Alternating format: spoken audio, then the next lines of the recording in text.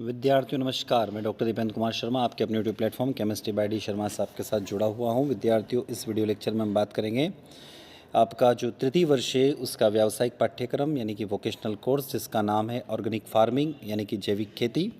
Paper का title है आपका तृतीय वर्ष का अप्लाइड ऑर्गेनिक फार्मिंग यानी अनुपयुक्त जैविक खेती। मध्य प्रदेश के कॉलेजों में पढ़ने वाले विद्यार्थियों के लिए नई शिक्षा नीति के अनुसार प्रैक्टिकल क्रमांक 2 ऑब्जेक्ट जो आपको लिखना होगा, उद्देश्य स्थानीय जल संवर्धन कृषि इकाई का भ्रमण करके जानकारी एकत्र करना। Gathering information by field visit of the local hydroponics farming unit. इसका इंट्रोडक्शन के बारे में बात करते हैं तो जल संवर्धन या हाइड्रोपोनिक्स एक ऐसी तकनीक है जिसमें फसलों को बिना खेत में लगाए केवल पानी और पोषक तत्वों से उगाया जाता है। इसे जलीय कृषि भी कहा जाता है। तो विद्यार्थियों, हाइड्रोपोनिक्स खेती का मतलब क्या होता है? जल संवर्धन का मतलब कि बिना मिट्टी में उगाए आप सीधे पौधे को तैयार कर सकते हैं। पौधे उगाने की यह तकनीक पर्यावरण के लिए काफ़ी सही होती है। इन पौधों के लिए कम पानी की ज़रूरत होती है, जिससे पानी की भी बचत होती है। कीटनाशकों का भी काफ़ी कम प्रयोग उसमें होता है। मिट्टी में पैदा होने वाले पौधों तथा इस तकनीक से उगाए जाने वाले पौधों की पैदावार में काफ़ी अंतर होता है। तभी हम जानते हैं कि जनरली हमारे चारों ओर जो खेती होती है, हमारे घर परिवार में हमारे आसपास जो खेती होती है वो कौन से मिट्टी खेती होती है। मिट्टी में जनरली हम क्या करते हैं, प्लांट को बोते हैं। और हाइड्रोपोनिक्स खेती में, जल संवर्धन खेती में क्या होता है कि पौधे को किस में बोया जाता है? पानी के अंदर बोया जाता है। सीधे शब्दों में कहें तो हाइड्रोपोनिक्स मिट्टी को छोड़कर पौधे की जड़ों को सहारा देने के लिए एक अलग सामग्री में डालने और पोषक तत्वों से भरपूर पानी में सीधे फसल उगाने का एक तरीका है। अब बात करते हैं जल संवर्धन कृषि के लिए आपको किन किन बातों का ध्यान रखना आवश्यक होगा। It is an important to keep the following things in the mind for water conservation agriculture. सबसे पहले फ्रेश वाटर यानी ताज़ा पानी आपको चाहिए होगा। तो जो हम लोगों ने फील्ड का भ्रमण किया उसके बेसिस पर रिपोर्ट तैयार हुई है। तो ताज़ा पानी, संतुलित पीएच के साथ फिल्टर किया गया पानी का उपयोग। अधिकांशतः पौधे 6 से 6.5 के आसपास के पीएच स्तर वाला पानी पसंद करते हैं। आप अपने स्थानीय हार्डवेयर उद्यान या हाइड्रोपोनिक्स स्टोर पर मिलने वाले ओवर द काउंटर से अपने पानी की अम्लता को समायोजित कर सकते हैं। सेकंड नंबर पर आता है ऑक्सीजन। पारंपरिक खेती में जड़ें मिट्टी से श्वसन के लिए आवश्यक ऑक्सीजन प्राप्त कर सकती हैं। आपके हाइड्रोपोनिक्स सेटअप के आधार पर आपको या तो अपने संयंत्र के आधार और जल भंडारण के बीच जगह छोड़ने की आवश्यकता होगी, या आपको अपने कंटेनर को ऑक्सीजनेटेड करने की आवश्यकता होगी, जिसे आप एयर खरीदकर पूरा कर सकते हैं। पत्थर लगाना या वायु पंप स्थापित करना भी इसी के अंतर्गत आता है। तो सेकंड नंबर पर आ जाता है फ्रेश वाटर के बाद में ऑक्सीजन। तो यदि आप अंग्रेजी माध्यम के विद्यार्थी हैं, इंग्लिश मीडियम के विद्यार्थी हो, तो आप इंग्लिश में इसको नोट डाउन कर सकते हैं। तीसरा आता है रूट सपोर्ट, जल समर्थन, जड़ समर्थन। भले ही आपके मिट्टी की ज़रूरत नहीं है, फिर भी आपके पौधे की जड़ों को थोड़ी सी मिट्टी की ज़रूरत है।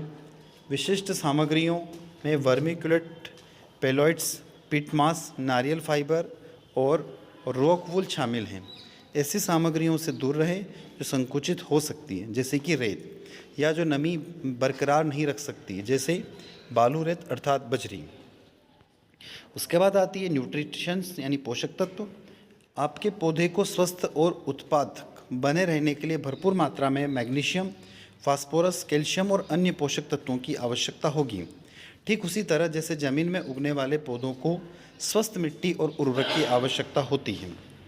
जब आप मिट्टी के बिना पौधे उगा रहे हैं तो ये पौधे का भोजन उस पानी में शामिल होना चाहिए जो आपके पौधे को पोषक दे रहा है, जबकि आप तकनीकी रूप से अपना स्वयं का पोषण तत्व समाधान कर सकते हैं।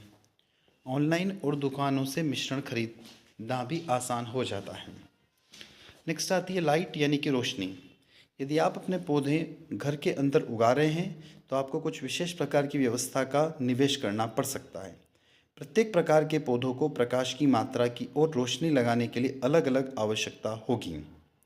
आमतौर पर इसे डेली लाइट, इंटीग्रल या DLI कहा जाता है। इन प्रमुख चरों की निगरानी और समायोजन करके आप सटीक रूप से ये पता लगाना शुरू कर सकते हैं कि आपके पौधों को पनपने के लिए क्या चाहिए और भविष्य में प्रत्येक वृद्धि के लिए उन स्थितियों को आप दोहरा सकते हैं। इसके लिए मिट्टी नहीं, बस पानी चाहिए। तो हाइड्रोपोनिक्स खेती में सबसे पहले ज़रूरी होता है पानी की। इसके अलावा आपको चाहिए एक पॉली हाउस जैसा स्ट्रक्चर, ताकि तापमान को नियंत्रित किया जा सके। आप चाहे तो खुले में भी खेती कर सकते हैं, लेकिन तब आपको सब्जियां मौसम के हिसाब से लगाना पड़ती है। हाइड्रोपोनिक्स खेती में आपको ज़रूरत पड़ती है पाइपों से बने एक स्ट्रक्चर की, जिसमें पानी बहता रहता है और इन पाइपों में पौधे लगे होते हैं। हाइड्रोपोनिक्स खेती के लिए 15 से 30 डिग्री का तापमान और 80 से 85% ह्यूमिडिटी अच्छी मानी जाती है। अब बात आती है हाउ डज इट वर्क, ये कैसे काम करता है। तो हाइड्रोपोनिक्स स्ट्रक्चर, हाइड्रोपोनिक्स खेती में कई पीवीसी पाइपों को एक दूसरे से कुछ इस तरह से जोड़ा जाता है कि एक तरफ से पानी जाए और दूसरी तरफ से बाहर निकल जाए। इन पाइपों में ऊपर की तरफ छोटे छोटे छेद किए जाते हैं जिनमें पौधे उगाए जाते हैं। इन छेदों में प्लास्टिक की एक छोटी जाली वाली ग्लास जैसी एक चीज़ होती है जिसे कोकोपीट या फोम भरा होता है। इसी से पौधे के बीज या छोटे पौधे लगाए जाते हैं। यह स्ट्रक्चर कुछ इस तरह का होता है कि ग्लास का सबसे निचला हिस्सा पानी को छूता है। जैसे जैसे पौधा बड़ा होता जाता है उसकी जड़ें नीचे जाती जाती हैं और पानी के जरिए पोषक लेती हैं। पौधों को पोषण इसे पानी के जरिए दिया जाता है। एक ही पानी को इस पाइप में करीब 15 से 20 दिन तक घुमाया जा सकता है। कौन सी चीज़ कर सकते हैं इस खेती में? तो हाइड्रोपोनिक्स तकनीक से छोटी नस्ल के पौधे आसानी से उगाए जा सकते हैं। अधिकतर लोग हाइड्रोपोनिक्स का इस्तेमाल पत्तेदार सब्जियां और सलाद उगाने के लिए करते हैं। इसमें आप गाजर, शलजम, मूली, शिमला मिर्च, मटर, स्ट्रॉबेरी, ब्लैकबेरी, ब्लूबेरी, तरबूज, खरबूज, अनानास, अजवाइन, तुलसी, टमाटर, भिंडी जैसी सब्जियां और फल को उगा सकते हैं। बात आती है हाइड्रोपोनिक्स खेती के फ़ायदे। हाइड्रोपोनिक्स खेती का सबसे बड़ा फ़ायदा यह है कि इसके लिए आपको किसी उपजाऊ ज़मीन की ज़रूरत नहीं होती है। यानी अगर आपके पास बंजर ज़मीन भी है तो आप इस तरह की खेती को कर सकते हैं।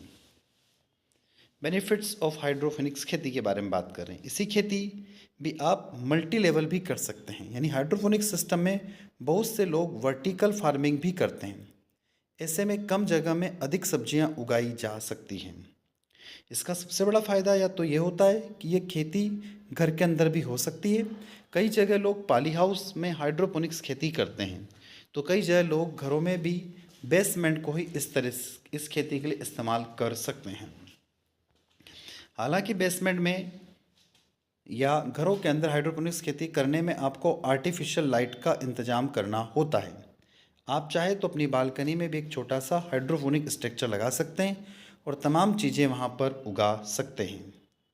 बात आती how much does hydroponics farming cost. कितना खर्च आता है हाइड्रोपोनिक्स फार्मिंग में? आम खेती की तुलना में हाइड्रोपोनिक्स खेती थोड़ी महंगी पड़ती है। अगर आप 100 वर्ग फुट से हाइड्रोपोनिक सिस्टम लगाना चाहते हैं तो आपको 60 से 70 हज़ार रुपये तक खर्च करना पड़ सकते हैं। वहीं इसके लिए पॉली हाउस बनाने का खर्च और अलग होगा। अगर आप छोटी नस्ल के पौधे उगाते हैं तो 100 वर्ग फीट के करीब 200 पौधे लगा सकते हैं। ये सिस्टम महंगा होने की वजह से इसमें लोग महंगी सब्जी की ही खेती करते हैं, जैसे बेसिल लीव, लेट्यूस और अन्य दूसरे पत्तेदार सलाद।